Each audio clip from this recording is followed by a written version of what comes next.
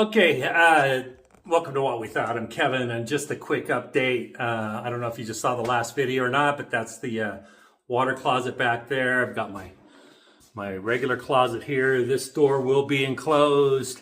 And what's the progress right now? Well, waiting on contractors. I'm waiting on a plumbing.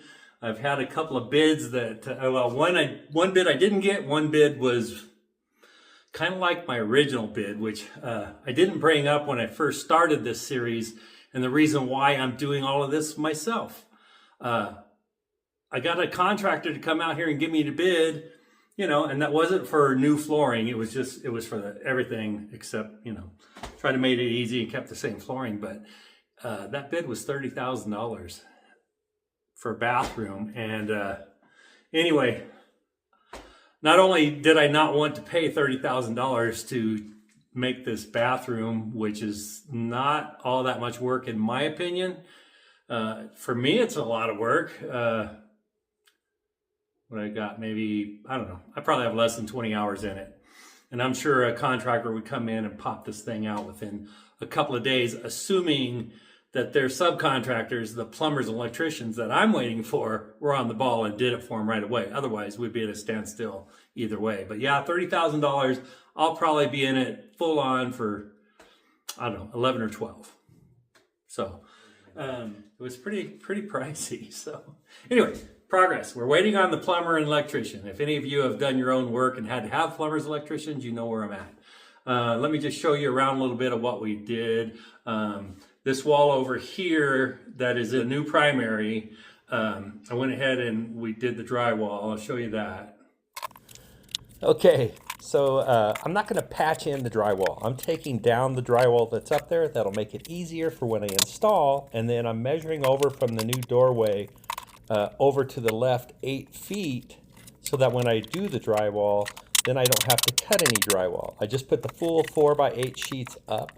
And here I am taking it down, and then here's that little piece I got to take extra off so that a 4x8 sheet will just fit perfectly. Just making it a little easier for the drywall, and it'll have that whole wall nice. So you got to do a little cleanup, bring it in. I screwed in a couple of boards on the wall since I'm doing this myself that will hold it, and you just get it screwed in up there. It's a little tight fit, but yeah.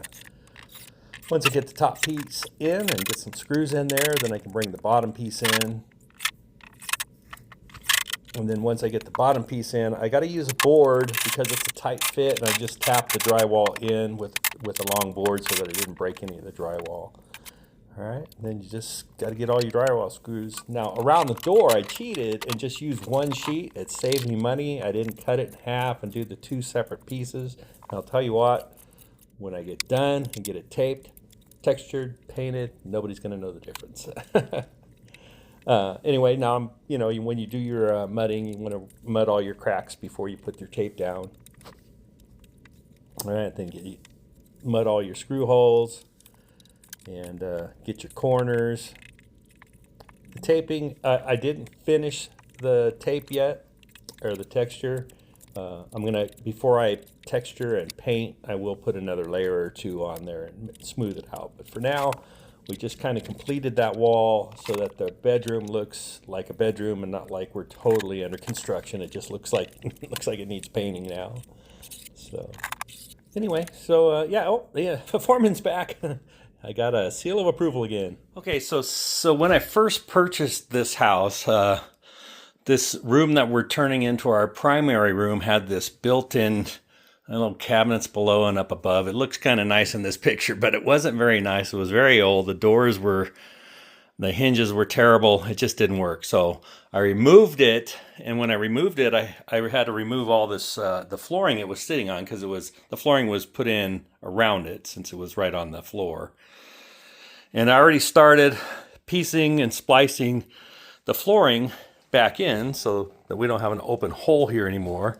And I came through the doorway and then through here into the new, what's going to be the bathroom. Okay, and then I got it all going, and I have to splice it into this floor over here, because the whole house has this flooring. Well, where the old wall was, You know, it come across the bottom right across here. And what I did was this wood flooring here went below. So when they built the wall, they built the wall first, and then they added the wood floor. So this sunk down the depth of the wood floor, the depth of this wood floor here. So I wasn't sure what I was going to use until I started having to remove the wood from where the shower is going to be.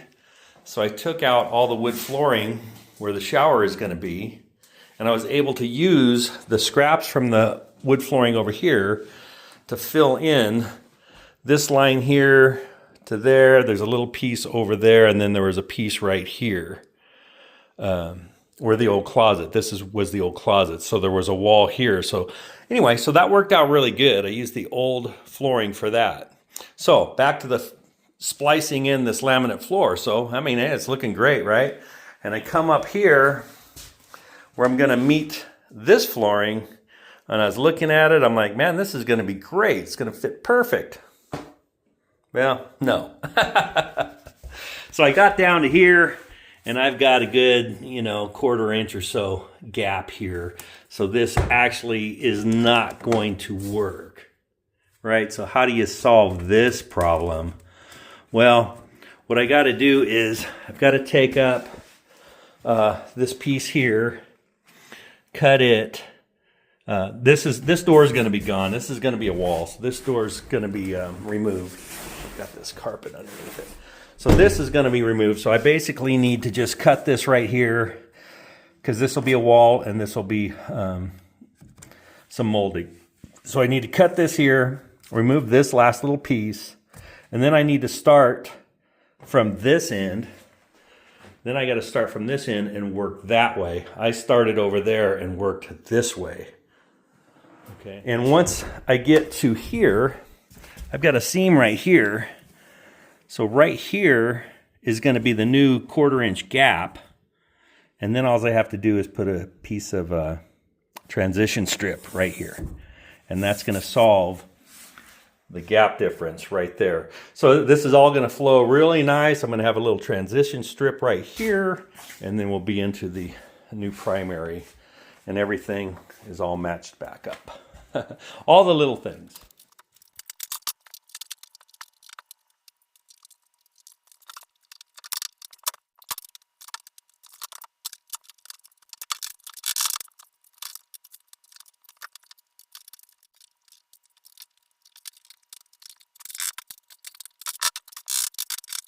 Just like that, got the floor from over here through the transition strip right there. Okay, when the door closes,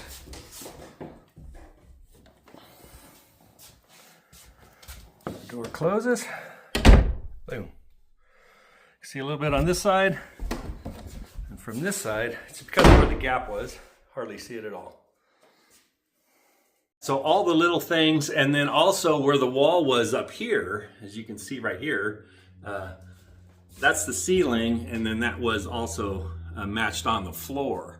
But if you'll notice up here, all these nails from the wall that I took down are coming through the ceiling. So now I got to take a cutting tool and cut all the nails across here before I can drywall. And then I'll drywall that all in.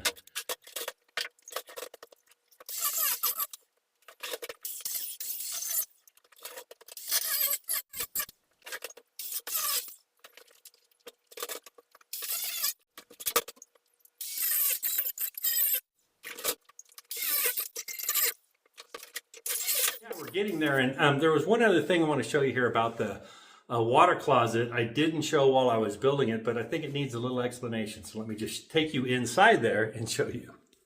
I mean, it may not matter to some of you, but when you're building a water closet, there's like a minimum that you really have to have, because you have to have clearances.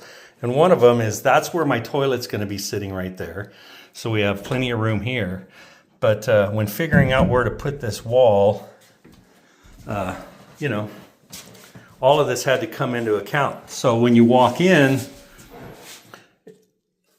you got to come in and don't feel like you're all squeezing all tight to come in and close the door. Well, that went that went fast. Anyway, so you'll be able to come in, comfortably close the door, you know, sit down on the toilet and do your business. This piece of drywall is just leaning here. So on this wall here, I got about what, 4.5, 5 inches right here that I went back instead of bringing the door right here flush and then having the shower stick out more. I went ahead and made it so this door was the depth of the shower, and it gave me an extra 4 inches. And the reason I'm telling you that is so when I open the door, instead of it coming really close to the toilet, I've got the extra space right here, and then I also have the extra space right here. So if it was over, this would have come to here and you really would have felt cramped. I mean, it would have been possible, but it would have felt like you're really cramped getting in here, and now you have plenty of room. Open the door and do your business. So that's my water closet, in case you don't have one, and why I built it at the dimensions. It is at code. It is the right dimensions. It's actually a little wider than what's required. So I don't know if you wanted to see the water closet like that, but you know, just part of the thinking you got to do when you're putting things together, and will this work? And I don't know. I think I'm doing a pretty good job at it. So here we are. We wait for the plumber and electrician, and we'll probably, I think we've got 2 reviews coming up, product reviews coming up, and then it's springtime's coming up quick, and we're gonna start doing some outdoor gardening stuff. So I hope you like and subscribe to the channel, and stick with us on our journey. All right, thanks for checking this out. I hope you guys have a great day.